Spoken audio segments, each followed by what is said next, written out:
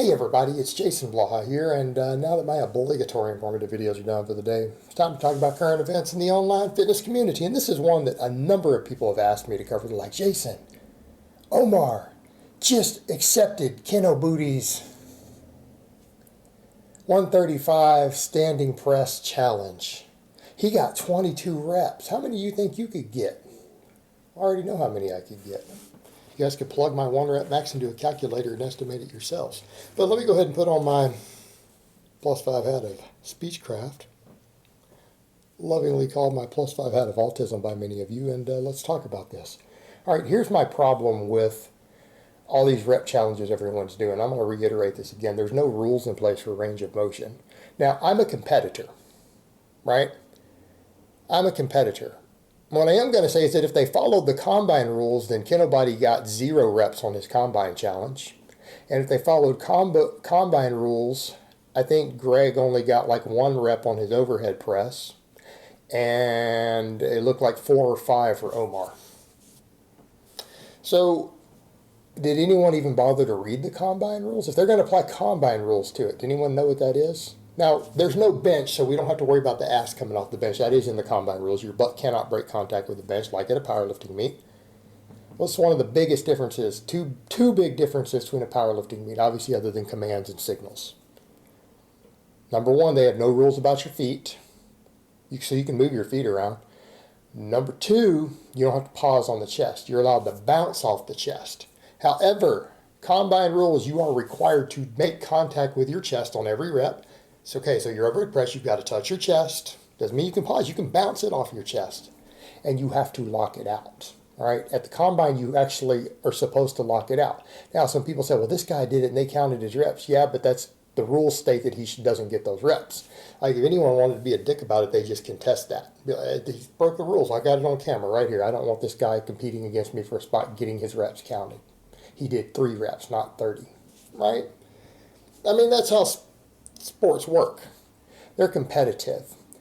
You know, I'm a meat judge in competition, so I mean, I'm a stickler for the rules. So I mean, if you want to be realistic here, it's silly. And if you were to ask me how many real reps can I do with 135, okay, none of these guys can outpress me on the overhead press, right?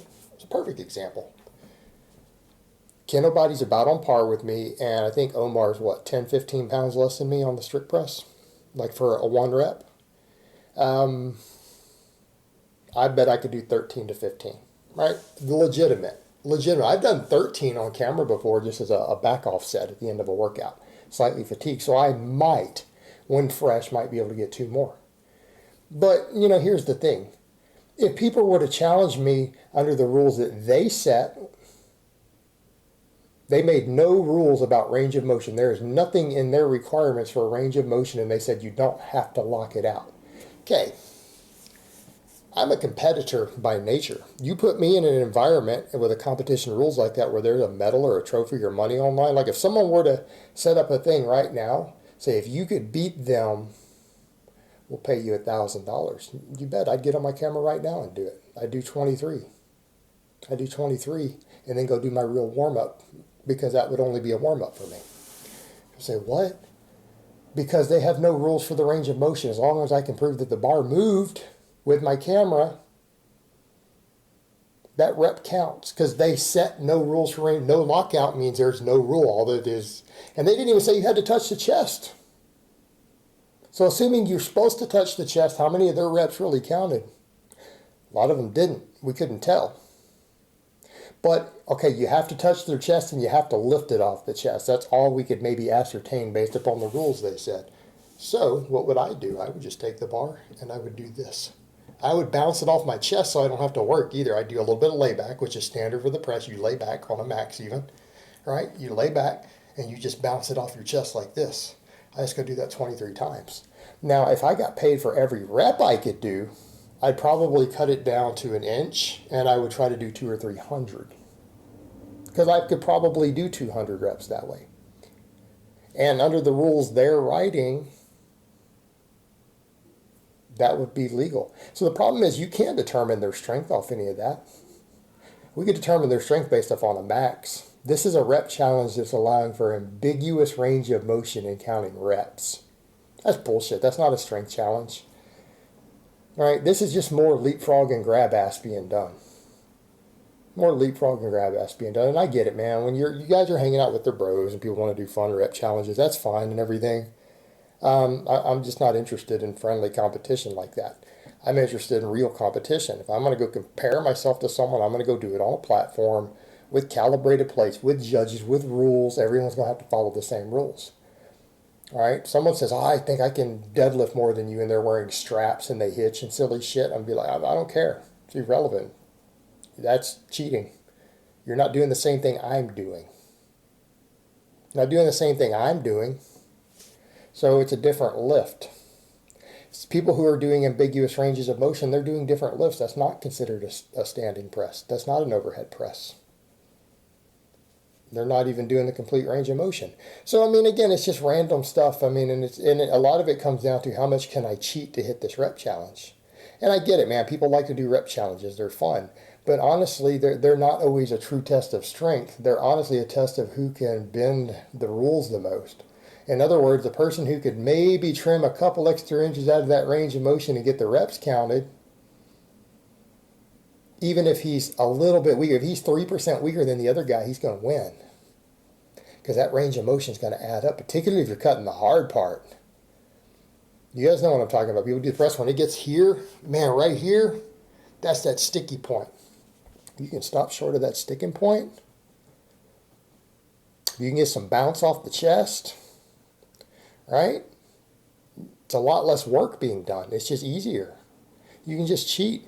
So, again, I'm just not interested in this stuff. I mean, I think some of it's silly, but I mean, it's like, how are they even comparing to each other? I mean, both of them are doing ambiguous range of motion. And realistically, I mean, what have we seen people press? Which of these two guys is stronger on the press? Kinobody is slightly stronger. Is there any doubt about that? Omar probably got him by a little more because what? Omar did a little bit less range of motion on most of the reps, and that's all it takes. You know, on a rep challenge, that's literally all you have to do to win, to beat someone who's technically a little stronger. You know, it's not a test of strength. That's just bending the rules in your favor. But, I mean, if someone wanted to be a real competitor, if you want to be really competitive, anything that's not against the rules is not cheating, right? If it's not against the rules and it will give you the win, a real competitor is going to do it. Of course they are. Of course they are. Do you want to win? And that's the mindset of competition. You know, it is about winning.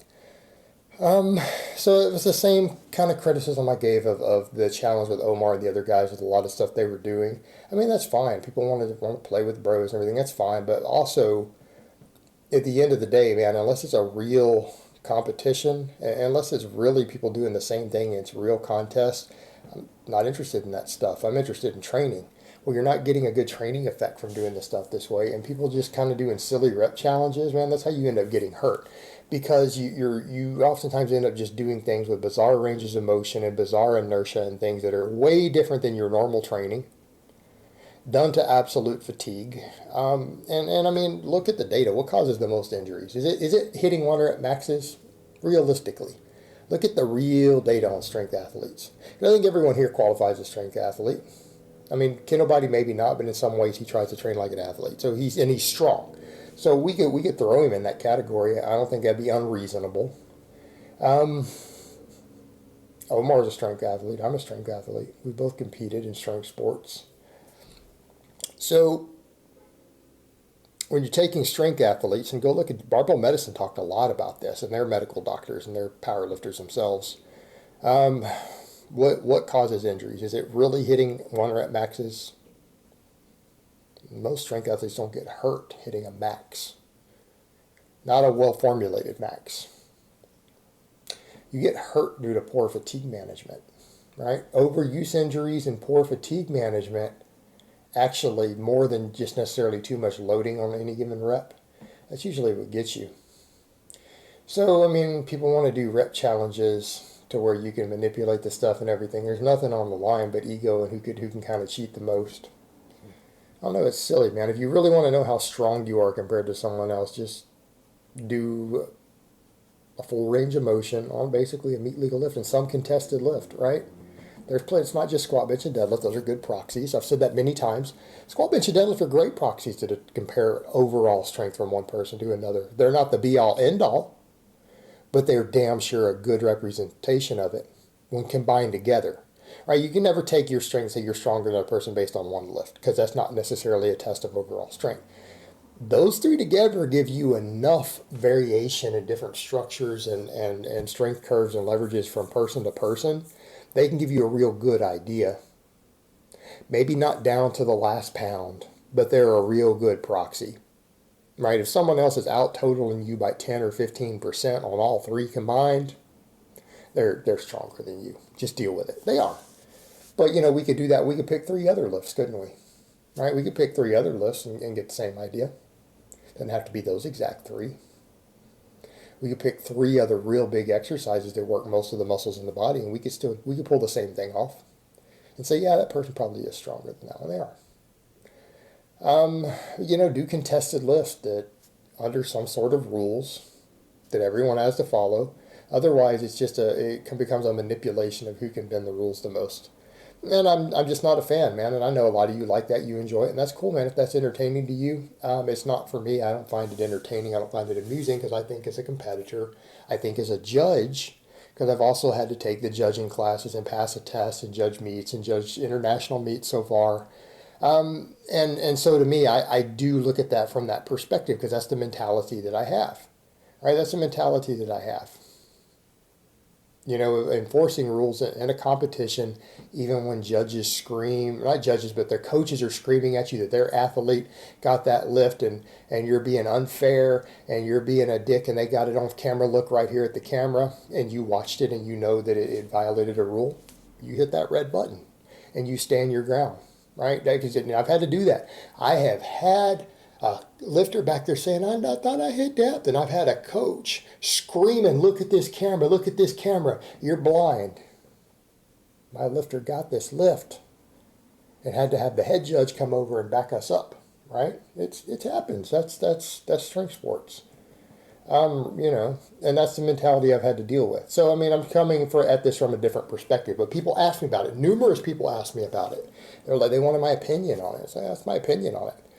I mean, if you want me to judge the press, as I know the press has done, or that he said, even Omar said, combine rules. Well, since you can't judge the butt on the bench, there's no bench, you follow the combine rules. Combine rules require a lockout. They require a chest test. They don't require pause. You can bounce it. You can even bounce. But they require a lockout and they require a chest touch. That's the combine rules. And just because Kinobody doesn't know them and didn't bother to read them, doesn't mean that when you say, well, I'm going to follow combine rules, that you get to break them and the reps count, right? It's not how it works. All right, guys, well, that's really all I have to say on that today. I hope it's been informative, and I will talk to you guys next time.